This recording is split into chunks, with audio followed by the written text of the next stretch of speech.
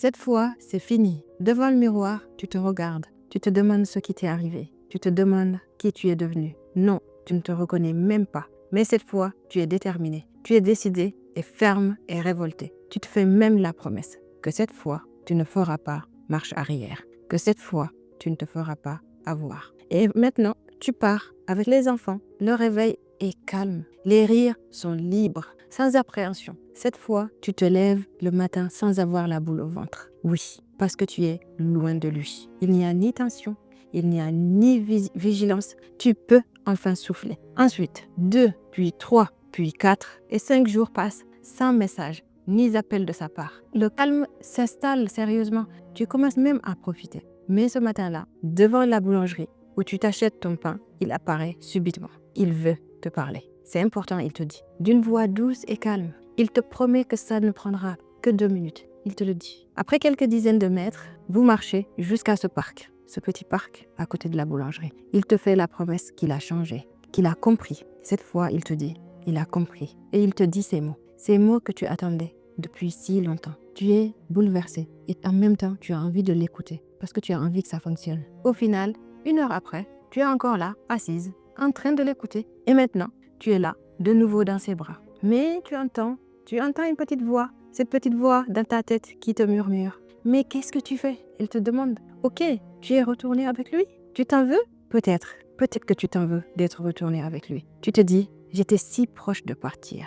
Pourquoi je suis revenue? Mais même tes proches ne comprennent pas. Toi, tu ne te comprends pas. Tu as l'impression d'avoir fait marche arrière, d'avoir perdu du temps, d'être encore faible même. Tu te penses être faible. Et si je te disais que ce retour n'est pas un échec, mais une étape?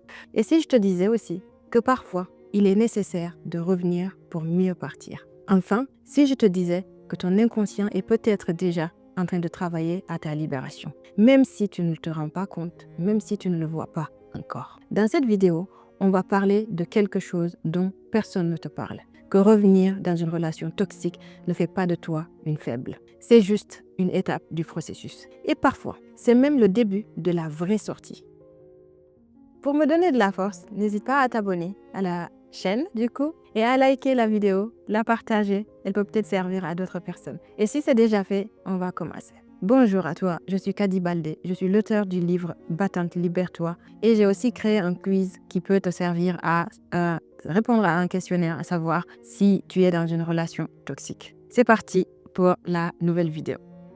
Imagine qu'on t'enchaîne à un poteau, qu'on t'enferme dans une cage et que de temps en temps, on te donne un coup de marteau sur la jambe droite. On répète ce mouvement des jours, des semaines et des mois, puis des années. Pendant ce temps, ton corps s'adapte. Il s'habitue à la douleur. Mais toi, tu apprends à te protéger dans cet espace restreint.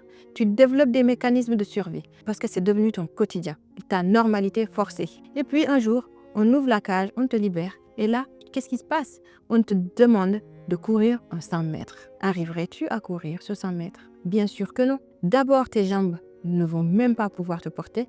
Elles vont trembler parce qu'elles ont oublié comment porter ton poids et peut-être même que tu vas tomber. Ou alors, prise d'un élan d'espoir, tu vas tenter de courir. Mais tes jambes risquent de lâcher. Ainsi, tu vas dire, je n'y arrive pas, je ne peux pas. Dans cette panique-là, tu vas retourner vers la cage. La cage, tu la connais parce que là, au moins, tu sais comment faire. Tu t'es habitué. Puis, avec de la patience, tu vas réapprendre à tenir debout. Ensuite, tu vas faire quelques pas hésitants aussi.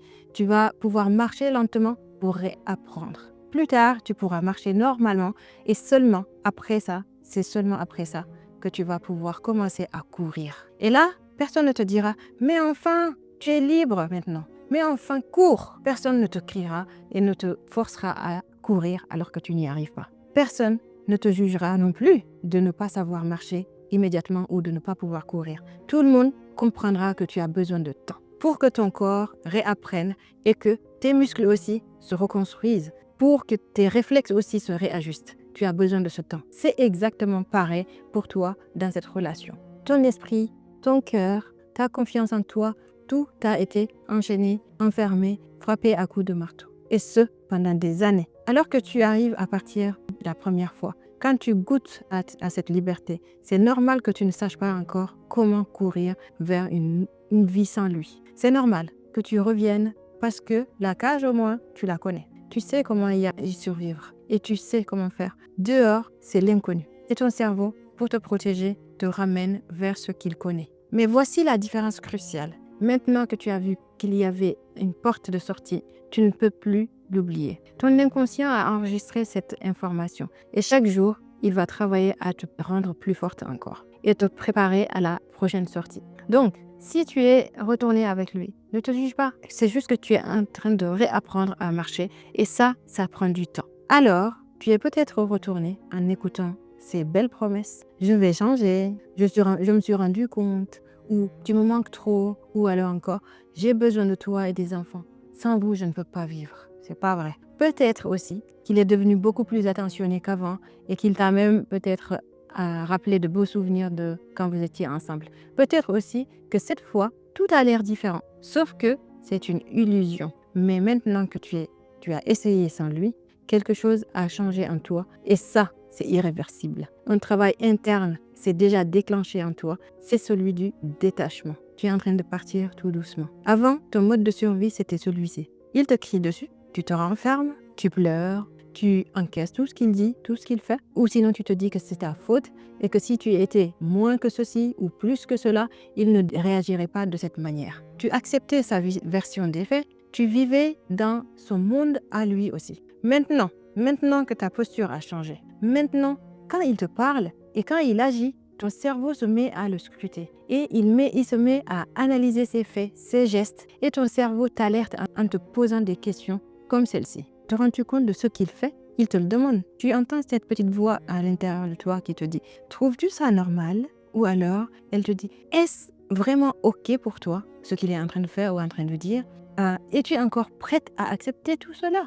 Tu t'entends? Jusqu'à quand? Et oui, il y a même une certaine révolte. Jusqu'à quand? Et voilà, ces questions-là, elles émergent même si tu ne veux pas. Elles émergent même si tu n'as pas encore commencé à bien intégrer ce qui est en train de se passer. Et même si consciemment, tu essayes de faire comme avant, ton inconscient, lui, il observe, il compare, il se souvient de ces quelques jours où tu étais encore dehors, où tu te sentais plus légère sans lui. Donc tout ça, c'est en train de se passer au fond de toi. Et c'est là que ça devient vraiment intéressant parce que tu vas peut-être remarquer que certaines choses qui ne te dérangeaient pas avant, certaines choses commencent vraiment à te déranger et à t'agacer. Cette façon qu'il a de te regarder, cette façon qu'il a de te couper la parole ou ce ton incondescendant qu'il prend quand il s'exprime aussi, quand toi tu exprimes ton opinion et que c'est une opinion différente. Donc cette manie qu'il a de vraiment minimiser tes émotions aussi, ces regards agressifs qu'il te lance aussi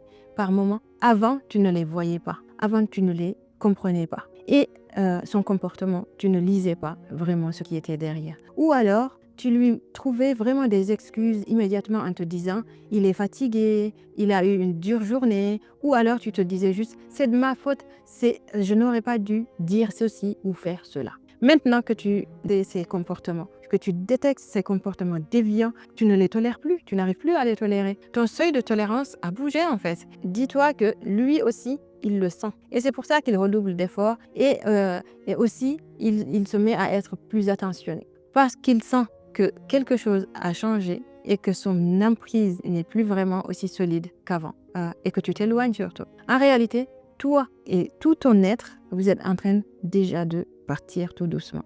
Vous êtes en train de quitter la relation. Ton corps le sait, ton instinct le sait, ton inconscient le sait aussi. Il n'y a que la tête qui ne l'a pas encore totalement réalisé. Et c'est peut-être parce que tu le sens, tu te sens bloqué. Financièrement, peut-être que tu n'es pas autonome. Peut-être que tu as perdu aussi en termes de capacité physique ou que tu as d'autres blocages qui sont arrivés. Et c'est ça le réveil en fait. C'est le réveil qui intervient parce que tu commences à voir les alertes. Et c'est un processus vraiment lent. Et maintenant qu'il a commencé, rien ne peut l'arrêter aussi. Avec tout ce qu'on a vu jusqu'ici, tu comprends donc que ce retour est peut-être ton vrai départ. Je sais, ça peut paraître vraiment paradoxal, mais c'est la réalité parce que maintenant, tu n'es plus la même personne qu'au début de la relation. Tu as évolué et c'est tant mieux. À chaque fois que tu retournes dans cette relation, tu y retournes et tu reviens avec une nouvelle conscience. Avant, quand tu étais dans cette relation, tu y étais complètement. Tu ne voyais pas les manipulations. Tu ne questionnais pas les incohérences. Tu ne remettais pas en cause ses réactions tu étais à l'intérieur du système, complètement immergé. Mais maintenant, même si tu es physiquement avec lui, une partie de toi est à l'extérieur. Une partie de toi observe. Une partie de toi compare. Et cette partie-là, elle n'est jamais vraiment revenue pour se laisser enfermer. Elle est restée dehors. Elle est restée dehors à regarder et à analyser. Et cette partie de toi cherche à comprendre comment tu en es arrivé là. C'est ça qui va tout changer dans cette relation entre vous deux. Parce que maintenant, chaque dispute, chaque manipulation, chaque moment de contrôle, tu les vis en conscience. Et ça, c'est insupportable. Vivre la violence en conscience, c'est 1000 fois plus difficile que de la vivre en étant dans le déni. Avant, tu pouvais vraiment tu pouvais te raconter des histoires, tu pouvais trouver des excuses ou minimiser aussi ce qu'il te faisait. Mais maintenant, tu vois vraiment ce qui se passe. Ça fait tellement mal que ton cerveau va tout faire pour t'éloigner de cette souffrance. Alors, oui, il va te faire des promesses, être au petit soin. Il va même te rappeler des souvenirs. Mais quoi qu'il fasse, quoi qu'il ruse, il ne peut pas empêcher ce travail inconscient qui se fait en toi. Il ne peut pas te faire désapprendre ce que tu as déjà appris. Il ne peut pas te faire oublier ce que tu as déjà vécu quand tu étais dehors, ce que tu as ressenti aussi quand tu étais libre. C'est comme un boomerang. Chaque retour te ramène un peu plus près de la sortie définitive. Parce que tu vis chaque retour aussi avec une lucidité, plus de lucidité. Les choses deviennent de plus en plus intolérables pour toi.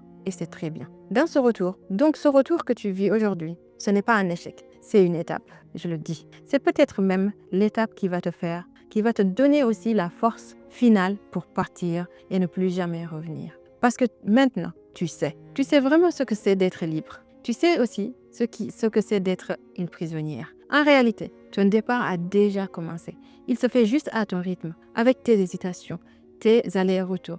Mais il se fait. Et c'est juste une question de temps avant que tu ne partes pour de bon. Alors maintenant, qu'est-ce que tu peux faire avec toutes ces informations que je te donne? D'abord, félicite-toi. Félicite-toi d'avoir ouvert les yeux. Et même si tu n'es pas encore parti définitivement, félicite-toi. Félicite-toi de chercher à comprendre. Parce que si tu es là, en train de m'écouter, c'est que ton réveil a déjà commencé. Il est en cours. C'est qu'une partie de toi observe déjà dehors. Elle analyse, elle questionne et elle est bien vivante. Ça, c'est une bonne nouvelle. Tu n'es pas faible, comme l'extérieur peut te le faire croire. Tu es juste humaine. Tu es juste quelqu'un qui cherche à couper ses chaînes. Et ça demande du temps, de la patience et surtout de la bienveillance envers toi-même. Alors peut-être que tu vas encore faire des allers-retours. Peut-être que tu vas encore douter. Peut-être que tu vas encore même avoir peur de partir définitivement. Mais c'est OK. Mais fais-toi confiance. Ton inconscient travaille pour toi.